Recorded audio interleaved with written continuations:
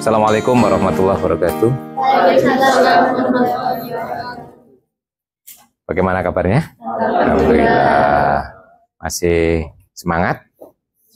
Masih pertemuan terakhir ya sebelum UAS. Ada juga bersyukur UASnya Senin ya. Ya, sudah lihat jadwal? Sudah. Jadi nanti deadline tugasnya juga sampai Ahad ya. Untuk hari ini kita akan mendiskusikan salah satu topik yang populer, yaitu masalah uji keterbagian. Ini populer karena oleh SD Anda sudah diajari ini ya. Ya, masih ingat ya? Bagaimana Anda menguji bilangan itu habis dibagi berapa saja yang Anda ketahui? 2 ya. Terus 5, 3, terus 9, 7 ada? 9, terus terakhir 11. Itu yang populer ya. Nah, 7 itu harus serentak dengan bilangan yang lain ya. 7 sendiri nggak bisa ya. Tapi kalau 11 bisa sendiri ya. Jadi yang bisa sendiri-sendiri tadi adalah 2, 3, 5, 9, 11. Itu Anda kenali mulai dari SD bisa menguji secara langsung ya. Untuk yang lain bisa serentak. Ya, bisa bekerja dengan bilangan yang lainnya bareng-bareng. Contohnya yang 7 itu nanti bisa digandeng 7, 11, 13 ya. Biar menjadi 1001 ya. Itu. Oke. Tapi yang jelas saya yakin Anda belum tahu jawabannya kenapa ya. Sebagai contoh, kalau bilangan itu habis dibagi 3, cirinya apa? Kalau habis dibagi 3, cirinya? Jumlah digitnya habis dibagi 3 atau kelipatan 3. Kenapa begitu? Sudah tahu jawabannya? Nah, ya, ini berarti ilmu yang kita dapatkan selama ini masih katanya, gitu ya. Nah, kajian wong Jawa jari ini jari, gitu ya. Nah, jari ini begitu kok katanya begitu. Nah, ini berarti kita kalau seperti itu belum mantap ya mendapatkan ilmu itu karena belum tahu alasannya. Nah, jadi kita kalau ingin mantap dalam mendapatkan ilmu harus tahu sampai detail reasoningnya mengapa seperti itu. Jadi apa sampai mengapanya terjawab, gitu ya. Nanti itu akan kita jawab selama pertemuan ini dan mungkin perluasannya juga ya. Jadi nanti perumumannya dari itu semua. Kita mulai dari ilustrasi untuk keterbagian oleh 2 dan perpangkatannya. Jadi sini nanti kita nggak akan melihat hanya 2 saja, tapi 2, 4, 8, 16, 32 gitu ya, dan seterusnya. Kapan bilangan itu habis dibagi oleh perpangkatan dari 2? Coba kita berilustrasi ini ya. Ya, bilangan itu biasanya kalau mau kita uji keterbagian jangan yang pendek digitnya ya, yang panjang-panjang ya. Kalau pendek langsung dibagi aja bisa kan ya. Oke, seperti ini. Kalau bilangan habis dibagi 2, pengalaman yang sudah Anda dapatkan apa cirinya? Genap atau digit terakhirnya merupakan kelipatan 2 ya. Berarti dengan demikian bilangan itu habis dibagi 2 jika dan jika digit terakhirnya merupakan kelipatan 2. Atau habis dibagi 2 jika digit terakhir habis dibagi 2. Kalau dalam bahasa modulo, bilangan n habis dibagi 2 itu berarti kongruen dengan 0 modulo 2. Jika digit terakhirnya juga kongruen dengan 0 modulo 2, gitu ya. Oke. Nah, apakah ini habis dibagi 4? Habis. Dari mana dapatnya? Ya dibagi aja Pak gitu ya. Nah, itu. Iya kalau dibagi 4 habis itu ya. 32 dibagi 4. Kemudian habis 6 bagi itu 28 sisa habis ya 28, terus 8 habis, 0 habis, 48 habis ya. Nah, jadi memang kalau dibagi habis. Tapi kalau lihat cirinya? Oke, 2 digit terakhir yang kita lihat. Apakah 2 digit terakhir merupakan kelipatan 4? Di sini kalau kita lihat 2 digit terakhirnya adalah 48. Itu adalah kelipatan 4. Ya, berarti secara keseluruhan n adalah kelipatan 4. Ya. Apakah kelipatan 8? Ya. Yang dilihat? Nah, ada intuisi kan ya? 3 digit terakhir. 048. berarti 48 habis dibagi 8. Nah, itu intuisi ini ya, yang jalan. Nah, apakah habis dibagi 16? Nah, dilihat berapa digit? 4. 8, 0, 4, 8. Habis dibagi 16? Habis. Berarti secara keseluruhan juga habis dibagi 16 ya. Nah, katanya K terbesar sehingga 2 pangkat K membagi N. Nah, berapa? Berarti harus kita cari terus ya. Nah, tadi intuisinya ternyata habis dibagi 2 pangkat. Ya, pangkat K gitu ya, atau pangkat T gitu ya. Yang kita perhatikan adalah sebanyak T digit terakhir, betul ya? Nah, sudah pernah membuktikan itu? Nah, itu tadi baru intuisi namanya ya. Intuisi dugaan. Nah, itu kalau dalam matematik belum menjadi teorema ya. Nah, kalau sudah dibuktikan baru teorema. Nah, nanti kalau sudah kita buktikan hanya begitu gitu ya. Nah, coba untuk memverifikasi ini lihat ini ilustrasinya. Kita lihat bahwa bilangan biasanya dalam digit tulis begini, garis di atas ya.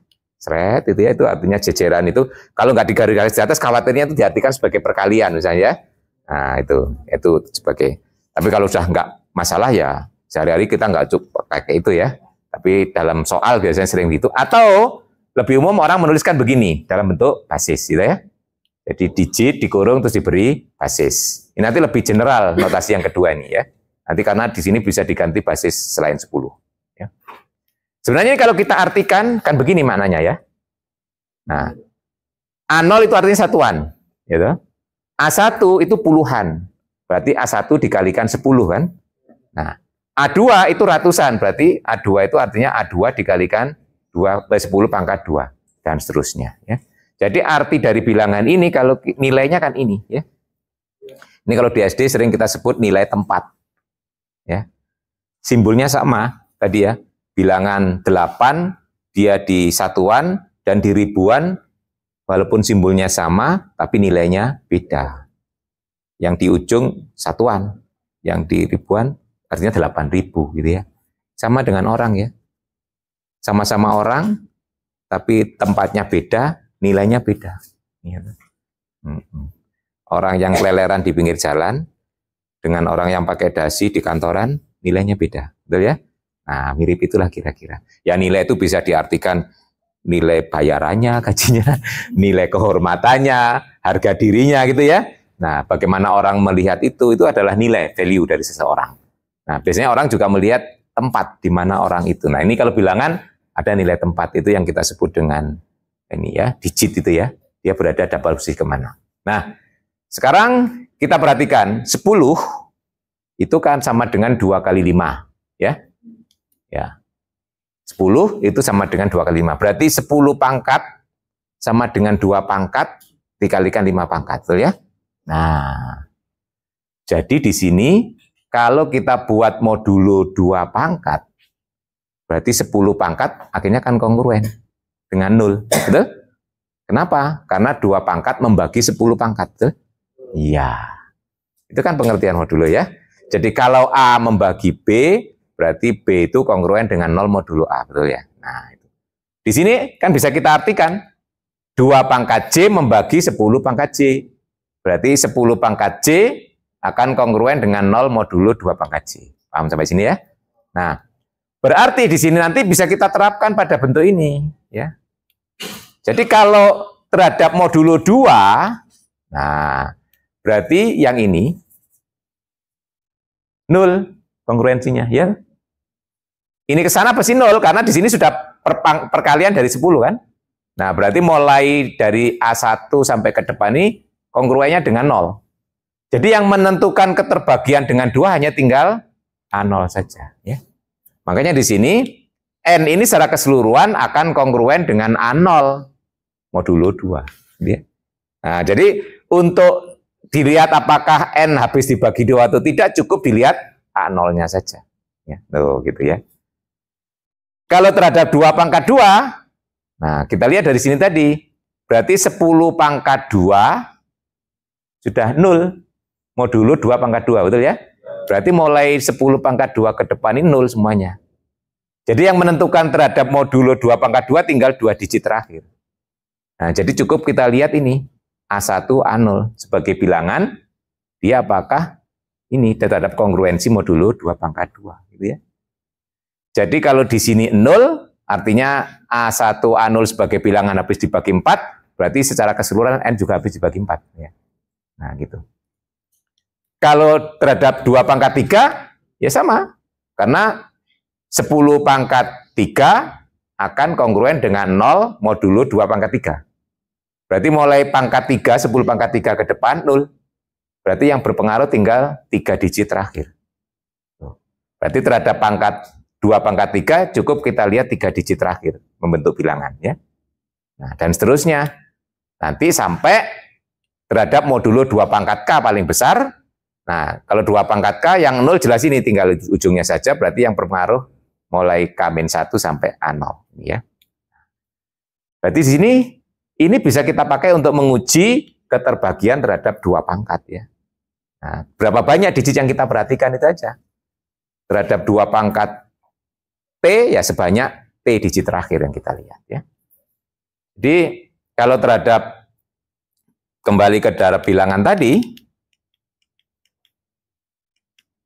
ya, contoh tadi, ya tinggal diteruskan saja kalau kita mau mencari K yang terbesar, ya. Tadi sampai ini ya, 2 pangkat 4 kan, jadi 4 digit terakhir yang 8048 habis dibagi 16. Nah sekarang apakah 2 pangkat 5 membagi N? Ya. Nah,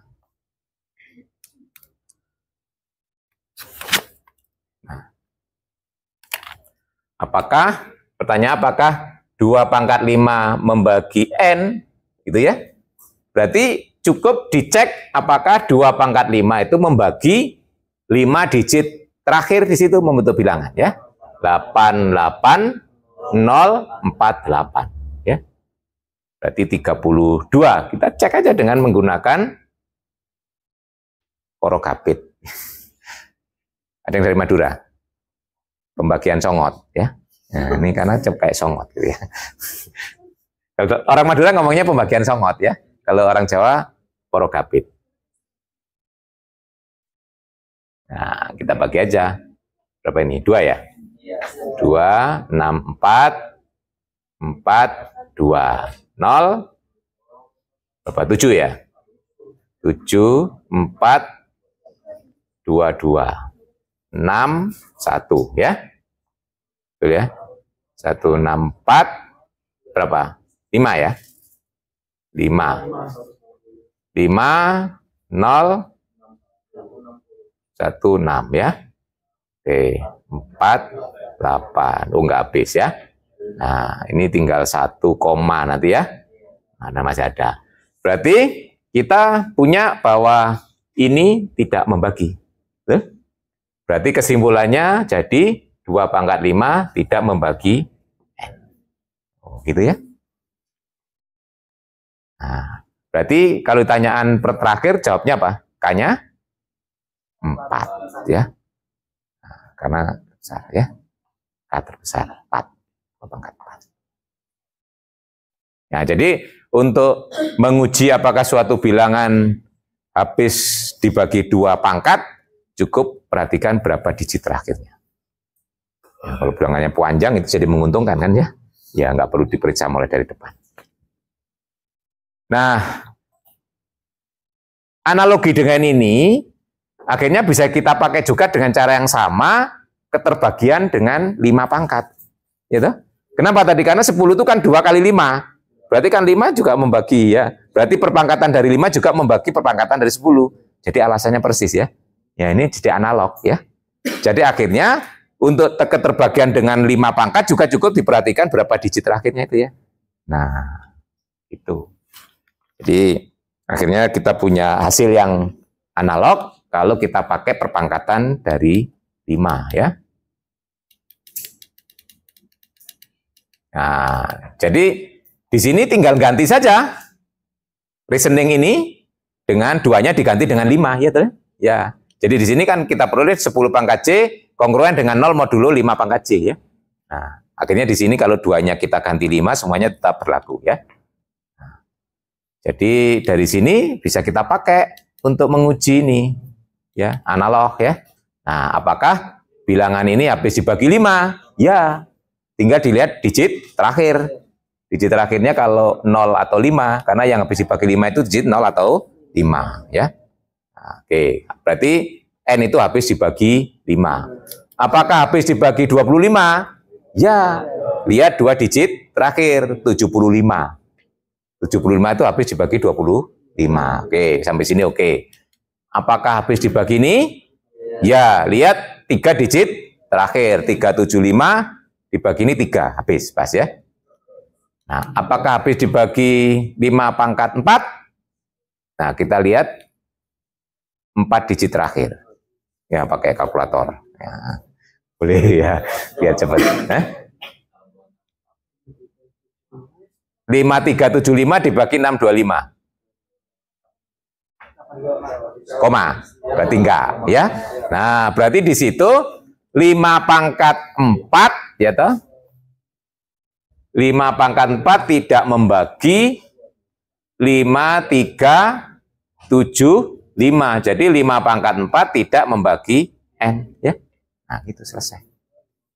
Nah, berarti kalau ditanya seperti tadi K terbesarnya berapa? 3 kali ini ya. Nah, itu. Good, ya. Jadi 5 dan 2 analog ya, karena itu dari hasil ini. Nah, sekarang ini bisa diperumum. Tadi kan kita punya bilangan ini N itu sama dengan ini AK-1, A2, A1, A0 basis 10, gitu ya. Tuh. Kemudian 2 tadi, 2 itu membagi 10, ya. Tadi 2 membagi 10. Nah, berarti kesimpulan kita yang didapatkan tadi, ya, 2 pangkat J membagi 10, membagi N, ya sorry, bagi N, jika dananya jika, apa? 2 pangkat J membagi AJ-1, AJ-2, A2, A1, A0, basis 10. Betul? Nah ya, kan kita periksa J digit terakhir kan? Nah,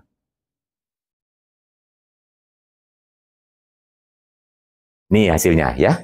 Atau ini kalau kita baca dalam modulo, ya, ini kan berarti N kongruen dengan 0 mod 2 pangkat J, itu ya ini artinya jika adanya jika ini AJ-1, AJ-2, A2, A1, A0 basis 10 kongruen dengan 0 mod 2 pangkat J, gitu ya.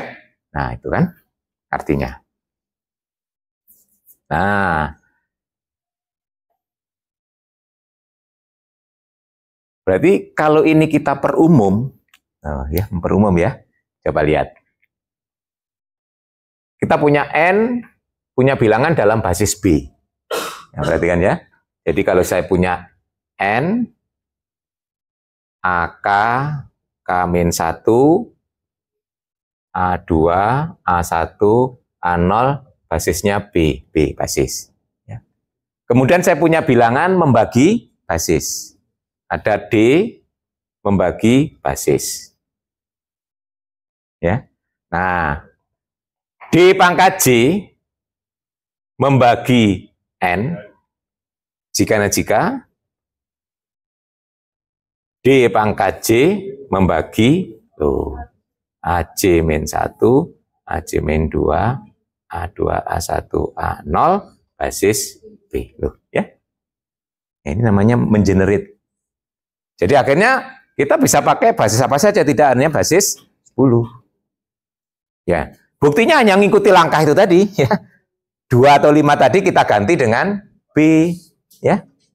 Dengan D, kemudian 10-nya kita ganti dengan B, bukti tadi ya.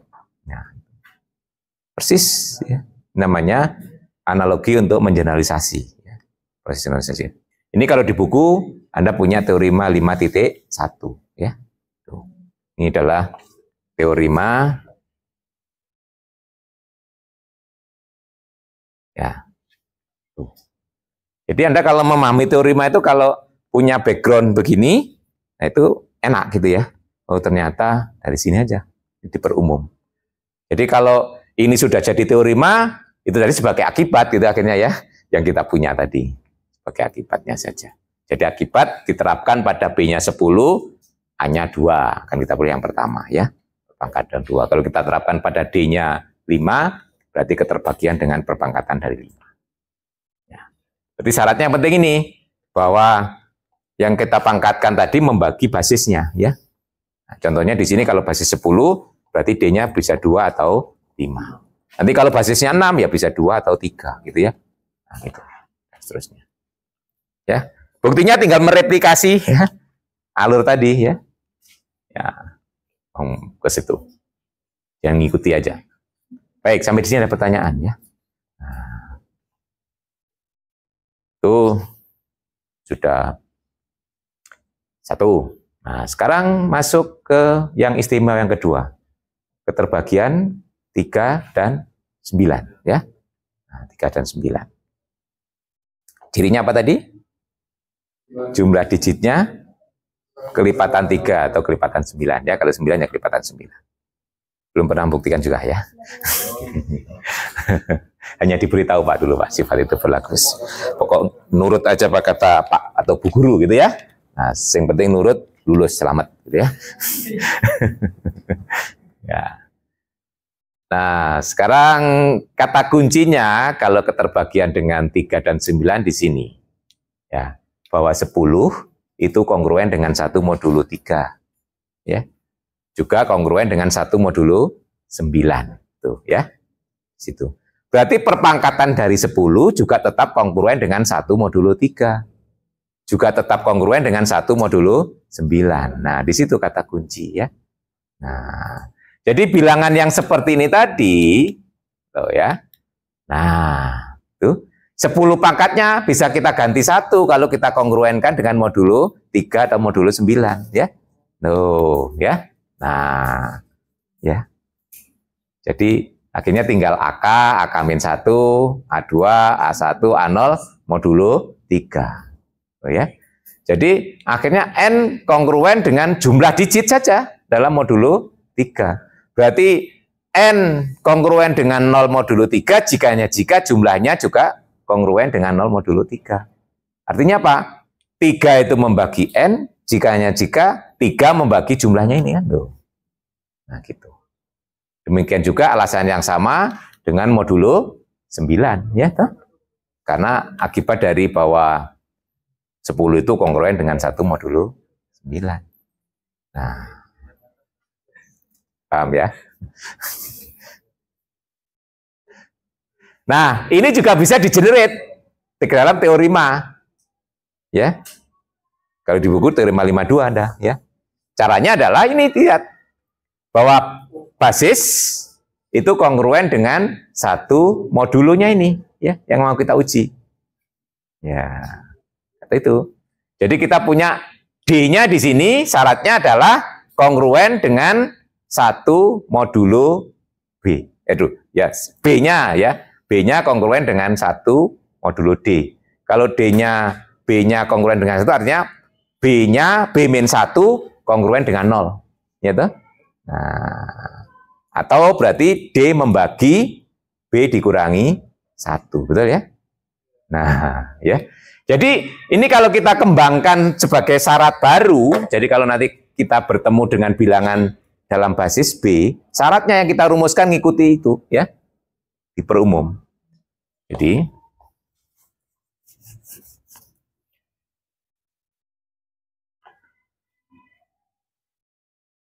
kalau sekarang kita punya N yang seperti ini tadi, nah, ya kita tulis lagi ya. Jadi tadi kalau kita punya N seperti itu, AK, K min 1, dan seterusnya A2, A1, A0 basis 10. Nah, kalau 3 ini, ya, berarti yang kita pakai kan 10 itu kongruen dengan 1 mod 3. Nah, ini akan artinya kan ekivalen dengan mengatakan 10 dikurangi 1 kongruen dengan 0. Ya, itu artinya kan sama saja dengan 3 membagi 10 dikurangi 1. Gitu kan ya? Nah, itu nanti akan kita perumum ya. Jadi di situ 3 membagi N berarti apa nih? 3 membagi N ya toh? 3 membagi N.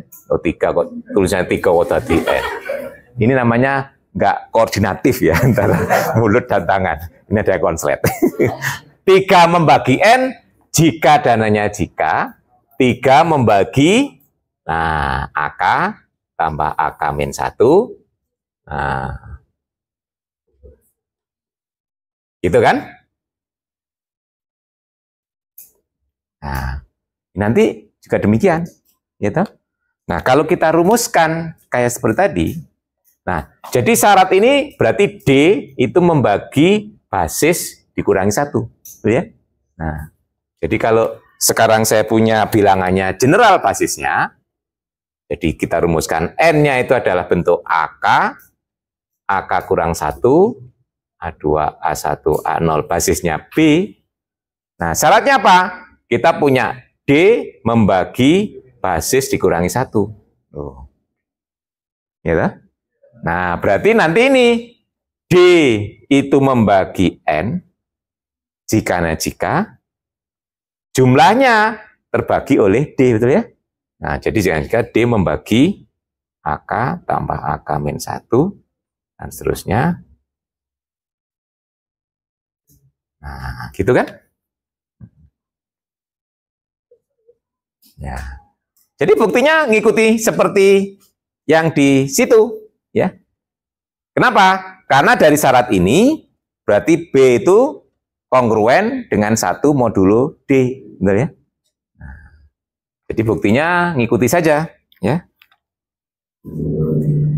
Akhirnya ya ini ngikuti penjumlahan ini cuma 10-nya diganti B saja ya. Ngikuti. Berarti ya sama dengan ini. Nah, cuma ini jadi langkah ini 10-nya diganti B, 3-nya diganti D, selesai ya. Nah, itu namanya analog gitu ya. Jadi ini kita mengeneralisasi. Jadi keterbagian 3 atau 9 ini kita perumum. Kalau di buku ini adalah teorema 52 ya. Teorema 52. Motivasinya dari keterbagian dari 3 atau 9. Nanti Anda bisa cek lagi di teorema 5.2 ya. Nah, yang populer satu lagi, yang terakhir adalah 11. Kata kuncinya apa kira-kira 11?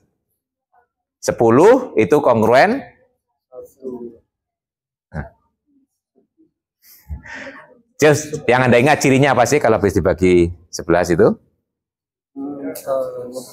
Dijumlah tapi diberi tanda selang-seling ya, plus mulai dari digit terakhir, plus berikutnya min, plus, dijumlah apakah dia kelipatan 11 atau tidak, gitu kan ya. Nah, tahu kenapa begitu? Nah, kata kuncinya adalah bahwa 10 itu kongruen dengan min 1 modulo 11 ya. Kalau keterbagian dengan 3 dan 9 kata kuncinya 10 kongruen dengan 1. Nah, kalau dengan 11, kata kuncinya adalah 10 kongruen dengan min 1 modulo 11. Ya. Nah, dari situ. Ya, jadi nanti, nah dia di sini 10 itu kongruen dengan min 1 modulo 11. Berarti 10 pangkat kongruen dengan min 1 pangkat dalam modulo 11. Akibatnya apa kalau dalam modulo tadi, bilangan yang seperti ini, nah akhirnya 10 pangkatnya dalam konkurensi modulo 11 bisa kita ganti dengan min 1 pangkat. Nah, gitu ya. Nah, ya toh. Berarti kalau paling belakang di sini plus. Karena sini 10 pangkat 0, ya toh, satuan. Ini min karena 10 pangkat 1 ya. Kongruen dengan min 1 pangkat 1 min. Di sini jadi plus, ya. Dan seterusnya, berarti nanti di sini digit dikalikan dengan min 1 pangkat. Di mana digit itu berada, ya. Nah, ini sering disebut dengan penjumlahan secara alternating, ya. Alternating itu selang-seling gonta-ganti, itu ya bahasa Indonesianya. Alternating, plus minus. Nah, makanya, jadi karena n itu kongruen dengan ini, jumlah digit tapi selang-seling tandanya, jadi nanti ini habis dibagi 11, berarti n kongruen dengan 0 modulo 11, jika jumlah ini juga kongruen dengan 0 modulo 11. Berarti n habis dibagi 11, jika jumlah ini juga habis dibagi 11. Gitu. Itu cukup dicek digitnya. Nah, ini juga bisa diperumum, gitu, dalam teorema. Cukup diganti ini, ya. Nah, kalau terhadap 11, daripada nulis ulang ya, saya ganti. Nah, di sini kan kita ganti 11, ya tadi ya. Nah, itu 11. Kalau terhadap 11, ini min 1. Ya. Berarti di sini tambah modulo 11. Berarti 11 membagi 10 tambah 1. Nah, berarti 11 membagi n, jika 11, ini saya tanda, ini plus, di sini min. Nah, ini dikalikan min 1 pangkat K min 1. Ya. Ini dikalikan, nah, AK min 1 pangkat K. Gitu ya? Nah, gitu. Nah, jadi kalau kita perumum di sini, syaratnya D adalah harus membagi basis ditambah 1. Ya. Jadi D membagi ini jika, nah ini kita ganti. Nah ya, tulis ulang. Kalau di buku Anda jangan diganti ya. Nah ini AK dikalikan min 1 pangkat K, gitu ya. Nah, tuh. Ini teorema 53 sekarang, ya.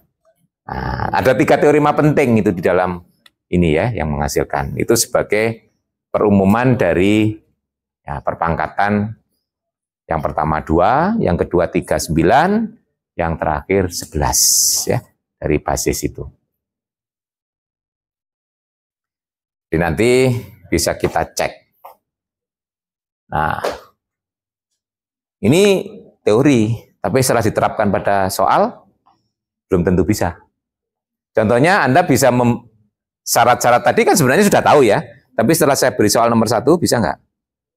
Nah, itu ya. Nah, nomor 1, ada yang bisa tadi? Ada yang bisa? Gimana caranya? Ya. Hitungnya ya, Po? Caranya. Keterbagian 9 sama 5. Nah, itu. Jadi dipakai dibagi 9 dan 5. Mengapa? Itu di awal kuliah kita sudah bisa ada hukum itu waktu membahas keterbagian ya. Kalau A membagi C, B membagi C, A dan B relatif prima, berarti AB membagi C, betul? Loh, itu ya. Pakai itu. A membagi C, B membagi C, A dan B relatif prima. Dari sini AB membagi C ya. Tuh. Jadi uji keterbagian terhadap 45 bisa kita gunakan uji keterbagian 5 dan 9. 5 dan 9 kan relatif prima kan? Ya. Tadi bilangannya apa?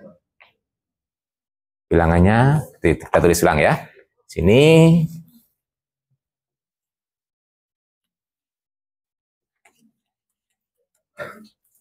Jadi anggap aja N-nya.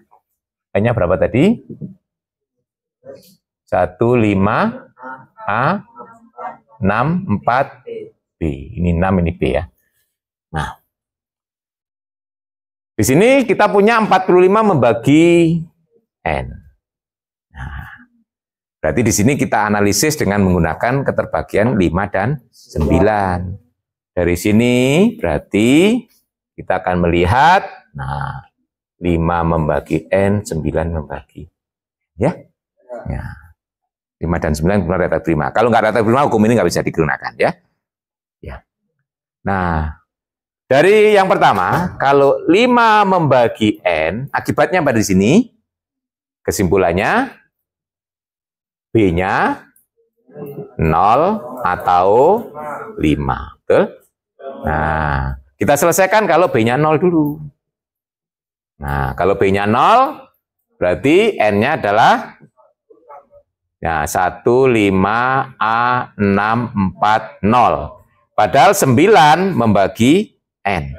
Jadi 9 harus membagi 1 tambah 5 tambah A tambah 6 tambah 4 tambah 0. Gitu kan? Berarti 9 harus membagi 16 tambah A. Berarti A-nya 2. Yuk, cepet tuh. Pada saat B-nya 5,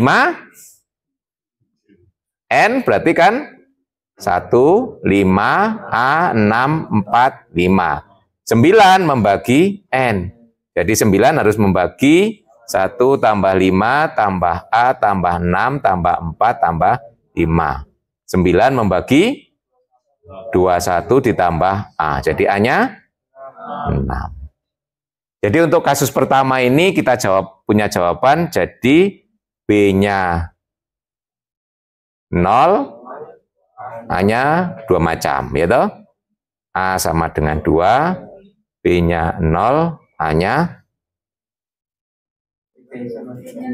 B-nya 5, sorry.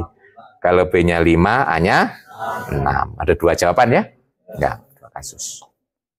Nah itu. Loh, nggak sampai 5 menit.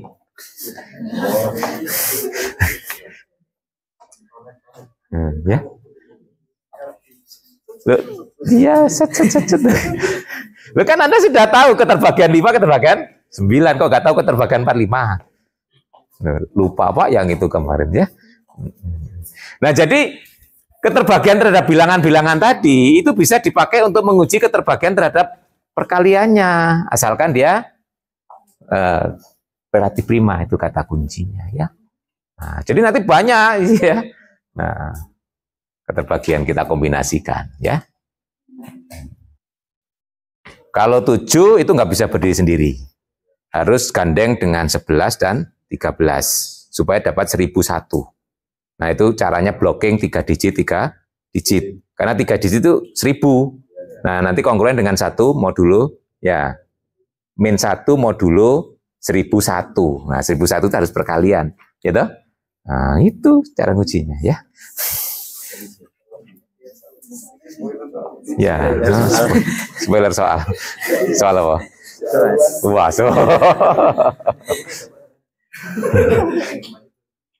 iya toh? Nah, jadi kalau 7 biasanya digandeng dengan 11 dan 13 supaya dapat 1001. Nah, ya. Nah, berarti nanti itu berarti pakai kata kunci 1000 itu kongruen dengan min 1 modulo 1001.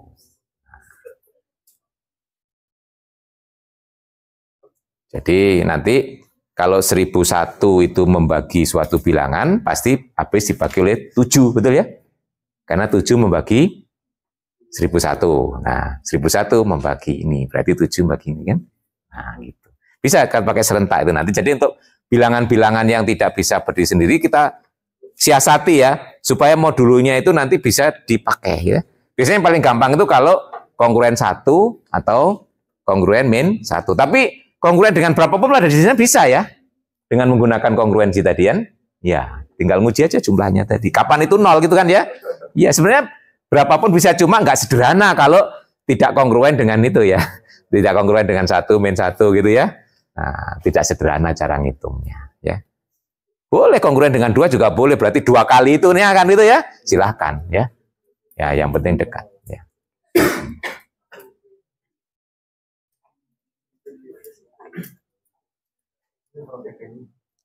Ya, dengan 7 digandeng dengan 3 juga bisa 21 gitu ya. Nah, nanti 10 itu dibuat kongruensi ya, tapi kalau 10 sendiri agak susah, tapi 2 digit yaitu 100. 100 dibuat kongruensi. Bisa nanti tinggal menghitung ya. Nah, tapi nggak sesederhana kalau selisihnya cuma 1 ya. Kalau selisihnya cuma 1 itu paling mudah ya. Nah, itu tergantung siasat kita. Jadi cara ini nanti bisa universal gitu ya. Tergantung, cuma yang beda mudah tidaknya saja ngujinya gitu aja loh ya. Nah, itu aja. Dimasukkan paling gampang ya.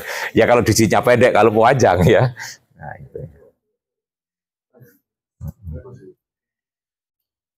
Nah, kalau soal nomor 2 itu memang nggak berkaitan langsung, tapi saya ingin recalling modulo ya. Nah, itu. Ketemu nomor 2? Ya. Berapa?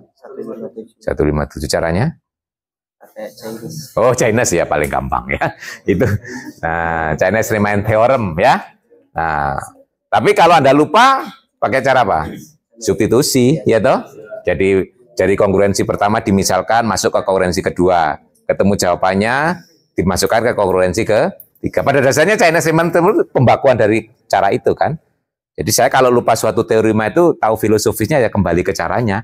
Kalau hanya 3 atau 4 modulo tadi itu, tanpa pakai teorema juga nggak terlalu lama gitu ya.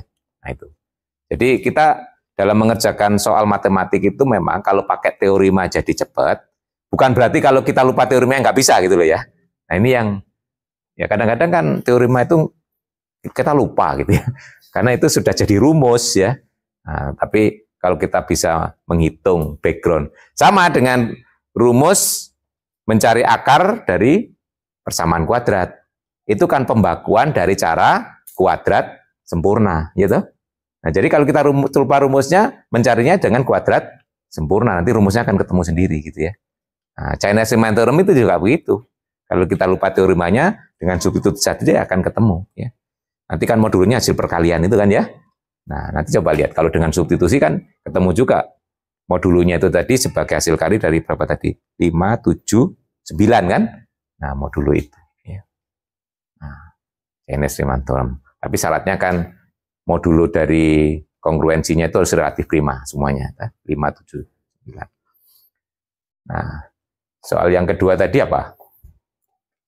Kalau dibagi 5 sisa 2. Misalnya N ya bilangannya. N berarti kongruen dengan 2 mod 5. Gini kalau dibakukan dalam soal ya. Jadi N juga kalau dibagi 5 sisa 7 ya. Bagi 7 sisa 3. Berarti 3 mod 7. Terus dibagi 9 sisa 4. Berarti 4 mod 9. Jadi kalau dalam bahasa simbol jadi ini tadi ceritanya begitu ya. Nah, kalau simbol ini berarti kita mencari N yang memenuhi 3 kongruensi ini kan. Ya. Jadi N itu apa? Nah, kalau Anda ingat Chinese Riemann Theorem, tembak selesai. Ya, langsung ya. Nah, tapi bagaimana kalau lupa? Ya, ingat background sebelum membahas Chinese Riemann Theorem ya. Nah, ini dimisalkan dari yang pertama ya. Nah, dari pertama itu berarti N sama dengan 2 ditambah kelipatan 5 gitu kan ya. Ingat pengertian modulo dulu ya. 2 misalnya ditambah 5S. Nah, gitu kan. Terus ini masukkan ke kongruensi yang kedua. Jadi kalau kita masukkan kongruensi kedua, 2 ditambah 5S kongruen 3 mod 7. Selesaikan S-nya. Gitu. Berarti 5S kongruen dengan 1 mod 7.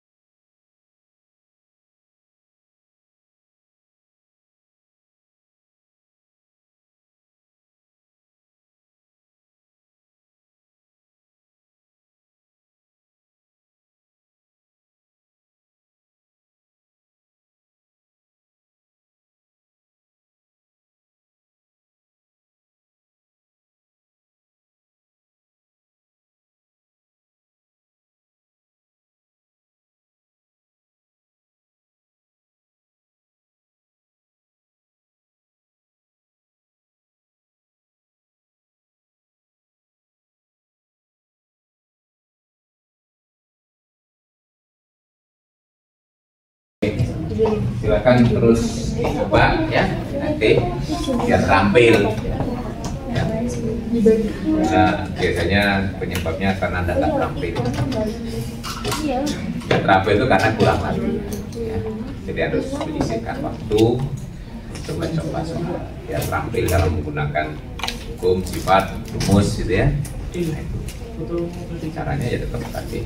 Kalau kurang soal cari tempat lain banyak. Bahkan browsing silakan ya. Soal tentang uji keterbagian itu cari di internet banyak muncul. Tapi kalau Anda suka soal-soal olimpiade itu biasanya agak aneh-aneh gitu ya. Ternyata kalau jadi sederhanakan ternyata soalnya begini gitu ya. Dalam muncul soalnya kelihatan aneh, tapi bisa dikerjakan nggak tahu. Baik, saya kira kita hari ini cukup. Ya. Sampai ketemu di UAS ya, salah hari Senin ya. Jadi Anda masih punya banyak waktu untuk mereview. Ya, mereview. Jadi banyak mulai kuliah pertemuan ke-9 ya, sampai hari ini ke-15. Semoga masih tetap semangat. Motivasi yang cukup tinggi ya. Ingat, apa yang didapat sesuai dengan usaha yang kita lakukan ya. Dan prestasi kita saat ini menentukan langkah kita berikutnya. Sebagai contoh, kalau Anda ingin nanti studi lanjut ringan itu kalau dapat beasiswa. Jadi, bagaimana supaya mudah dapat beasiswa? Ya prestasi sekarang ditingkatkan. Kalau prestasi bagus, saya kira apply beasiswa cukup mudah. Sekarang cukup banyak beasiswa yang tersedia untuk S2 atau S3. Apalagi kalau prestasi meyakinkan, Anda lulus S1 bisa langsung S3. Baik, sampai ketemu. Jaga diri baik, tetap semangat. Mudah-mudahan sukses ya, sesuai dengan yang diharapkan. Assalamualaikum warahmatullahi wabarakatuh.